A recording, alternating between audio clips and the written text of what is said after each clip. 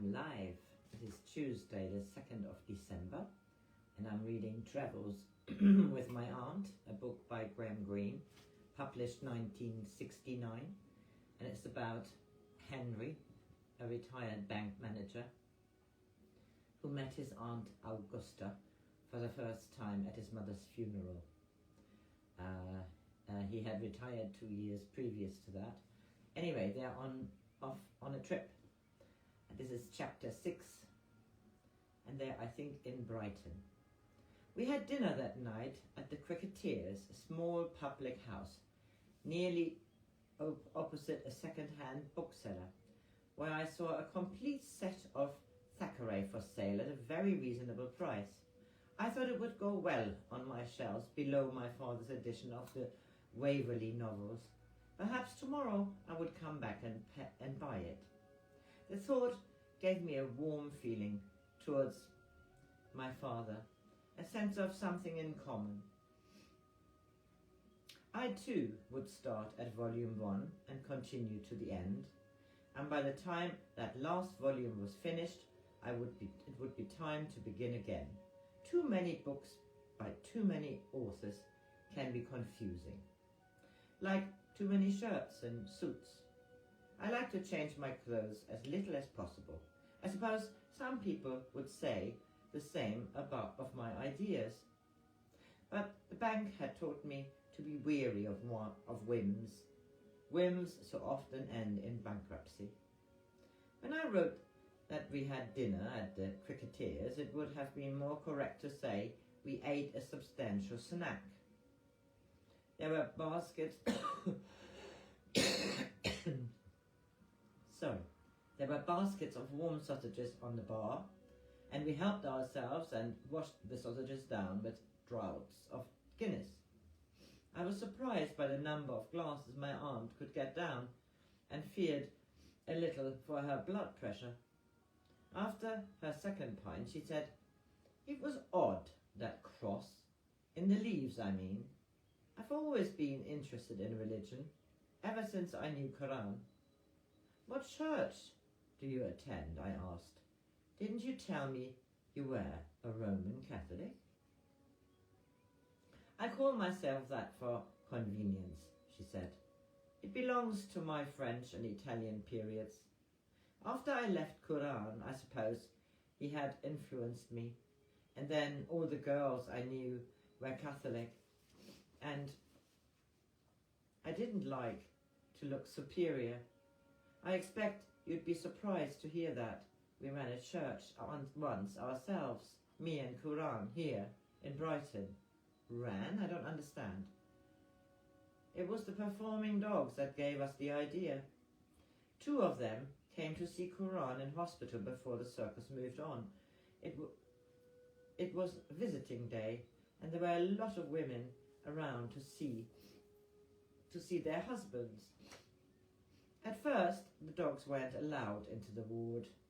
There was quite a fuss, but Quran got around Matron, telling her they weren't ordinary dogs, they were human dogs.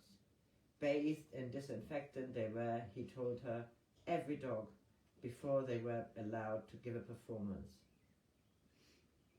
It wasn't true, of course, but he was very convincing. They came up to the bed, wearing their pointed hats and petrol collars, and each gave Quran a paw to shake and touched his face with its nose, like an Eskimo. Then they were taken quickly away in case the doctor might appear. You should have heard those women. The darlings, the sweet little doggies. It was lucky neither of them had raised a leg. "Just like humans," one woman said. "You can't tell me that dogs haven't got souls." Another one asked, Are they gentlemen doggies or lady doggies?" as though she had been too refined to look. "One of each," Karan said, and just out of devilry, he added, "They are married as a matter of fact." "Oh, isn't that too sweet? Oh, the darlings. And have any little doggies come yet?" Not yet, Quran said. You see, they have only been married a month. At the doggies' church in Potter's Bar. Married in church, they squealed, and I really thought he'd gone too far. But how they swallowed it down. They all gathered round Quran's bed and left their husbands abandoned. Not that their husbands minded. Visiting day is always a horrible reminder of home to a man. My aunt took another sausage and ordered another Guinness. They all wanted to know about the church in Potter's Bar. And to think, one said, we have to leave our doggies at home when we go to St. Edinburgh's. My dog is as good a Christian as the vicar is with his raffles and his tea fights. Once a year, Quran said, they have a collection of dog biscuits to help the poor strays. When at last they left us alone and went back to their husbands, I said, you've started something. And why not? Quran said. My aunt put down her glass and asked the woman behind the bar, did you ever hear of the doggies' church? I seem to remember hearing something, but it was donkeys years ago, wasn't it? Long before my time. Somewhere in Hove, wasn't it? No, dear, not 100 yards from where you are standing. Now, we used to come to the cricketers after the service. The Rev Karan and me. Didn't the police interfere or something? They tried to make out that he had no right to the title of Reverend or Rev, but we pointed out that it stood for revered and not reverend in our church, and we didn't belong to the established. They couldn't touch us. We were breakaways like Wesley, and we had all the dog owners of Brighton and Hove behind us. They even came over from as far as Hastings. The police tried to get us once under the Blasphemy Act, but nobody could find any blasphemy in our services.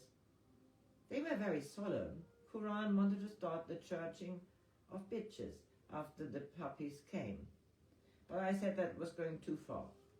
Even the Church of England had abandoned churchling. Then there was the question of marrying divorced couples. I thought it would treble our income, but there it was, Quran, who stood firm. We don't recognize divorce, he said, and he was quite right. It would have suffered the sentiment.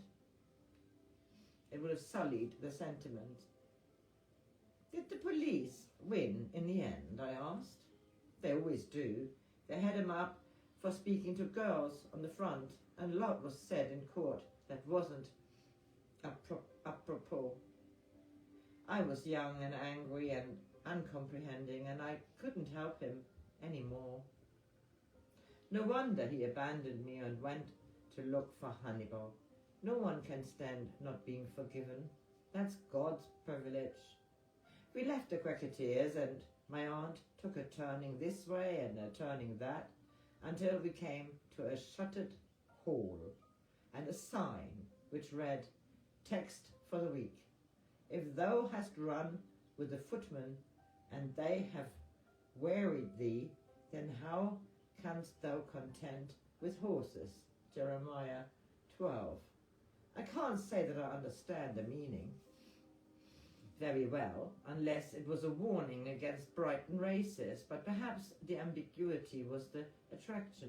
The sect, I noticed, was called the Children of Jeremiah. This is where we held our services, Aunt Augusta said. Sometimes you could hardly hear the words for the barking. It's their form of prayers, Quran would say. Let each pray after his own fashion. And sometimes they lay quite peacefully licking their parts, cleansing themselves for the house of the Lord, Quran would say. It made me a little sad to see strangers here now, and I never much cared for the prophet Jeremiah. I know little about Jeremiah. They sank him in the mud, Aunt Augusta said. I studied the Bible very carefully in those days. But there was little that was favourable to dogs in the Old Testament. Tobias took his dog with him on his journey with the angel, but it played no part in their story at all, not even when a fish tried to eat Tobias. A dog was an unclean beast, of course, in those times. He only came into his own with Christianity. It was the Christians who began to carve dogs in stone in the cathedrals, and even while they were still doubtful about women's soul, they were beginning to think that maybe a dog had one. Though they couldn't get the Pope to pronounce one way or the other, not even the Archbishop of Canterbury. It was left to Quran. A big responsibility, I said. I couldn't make out whether she was serious about Quran or not. It was Quran who set me reading theology, Aunt Augusta said. He wanted references to dogs. It wasn't easy to find any, even in St. Francis de Sales. I found lots about fleas and butterflies and stags and elephants and spiders and crocodiles in St. Francis, but had a strange neglect of dogs. Once I had a terrible shock. I said to Quran, "It's no good, we can't go on. Look at what we've just found in the apocalypse. Jesus saying, who can enter the city of God? Just listen to this. Without are dogs and sorcerers and whoremongers and murderers and idolaters, and whoever loveth or maketh a lie." You see, the company dogs are supposed to keep. It proves our point, Quran said.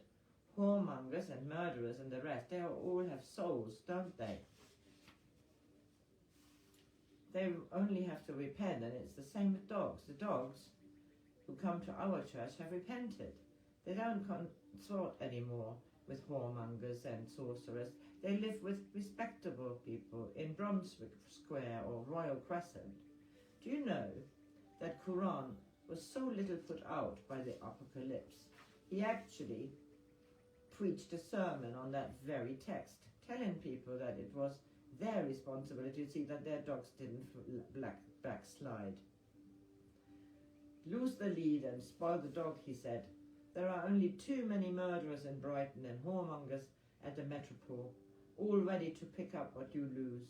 And as for sorcerers, luckily Hattie, who was with us by that time, had not yet become a fortune teller. It would have spoiled the image. He was a good preacher. It was music to hear him, she said, with happy regret, and we began to walk back towards the front. We could hear the shingle turning over from a long way away. He was not exclusive, my aunt said. For him, dogs were like the home of Israel. But he was an apostle also to the Gentiles, and the Gentiles to Quran included sparrows and parrots and white mice, not cats. Cats he always regarded as Pharisees. Of course, no cat dared to come into the church with all those dogs around, but there was one who used to sit in the window of a house opposite and sneer when the congregation came out. Quran excluded fish too. It would be too shocking to eat something with a soul, he said. Elephants he had a great feeling for, which was generous of him, considering Hannibal had trodden on his toe. Let's sit down here, Henry. I always find Guinness a little tiring. We sat down in a shelter. The lights ran out to sea along the palace pier, and the edge of the water was white with phosphorescence. The waves were continually pulled up along the beach and pulled back, as though someone were making a bed and couldn't get the sheet to be lying properly. A bit of pop music came from the dance hall, standing there like a blockade ship 100 yards out. The ship was quite an adventure, I thought to myself, little knowing how small a one it would seem in retrospect. I found a lovely piece about elephants once in St. Francis de Sales, Aunt Augusta said, and Quran used it his last sermon, after all the business with the girls had upset me. I really think what he wanted to tell me, it was me he loved. But I was a hard young woman in those days and I wouldn't listen. I've always kept the piece through in my purse, and when I read it, it's not the elephant that I see now, it's Quran. He was a fine fellow, not as big as Wordsworth, but a good deal more sensitive. She fumbled in her bag and found her purse. You read it to me, dear. I can't see properly in that light. I held the rather yellowed, creased paper at an angle to catch one of the lights of the front. It wasn't easy to read, though my aunt's handwriting was young and bold because of the creases. The elephant, I read, is only a huge animal, but he is the most worthy of beasts that liveth on the earth, and the most intelligent. I will give you an example of his excellence. The writing ran along a crease and I couldn't read it, but my aunt chimed gently in. He never changes his mate, and he tenderly loves the one of his choice. Go on, dear. With whom, I read, nevertheless, he mates, but every 3rd year, and then for 5 days only, and so secretly that he has never even been seen to do it. He was trying to explain, my aunt said, I'm sure of it now, that if he had been a little slack in his attention, it was only because of the girls. He didn't love me less. But he is to be seen again on the 6th day, on which day, before doing anything else, he goes straight to some river and he bathes his whole body, for he has no desire to return to the herd until he has purified himself. Quran was always a clean man, my aunt said. Thank you, dear, you read it very well. It doesn't seem very pliable to dogs, I said. He turned it so beautiful that no one noticed, and it was really directed at me. I remember he had a special dog's shampoo, which had been blessed at the altar on sale outside the church door that Sunday. What became of Quran? I have no idea, Aunt Augusta said. He must have left his church, but he couldn't have carried on without me. Hattie hadn't the right touch for a deaconess. I dream of him sometimes, but he would be 90 years old now, and I find it hard to picture him as an old man. Well, Henry, I think it is time for us both to sleep. All the same, I found it difficult to sleep, even in my comfortable bed at the Royal Albion. The lights of the palace pier sparkled on the ceiling, and round in my head went the figures of Wordsworth and Quran, the elephant and the dogs of Hove, the mystery of my birth, the ashes of my mother, who was not my mother, and my father asleep in the bath. That was not the simple life which I had known at the bank, where I could judge a client, character by his credits and debits. I had a sense of fear and exhilaration, too, as the music pounded from the pier and the phosphorescence rolled up the beach. So that was the end of chapter 6, and I read chapter 7 soon.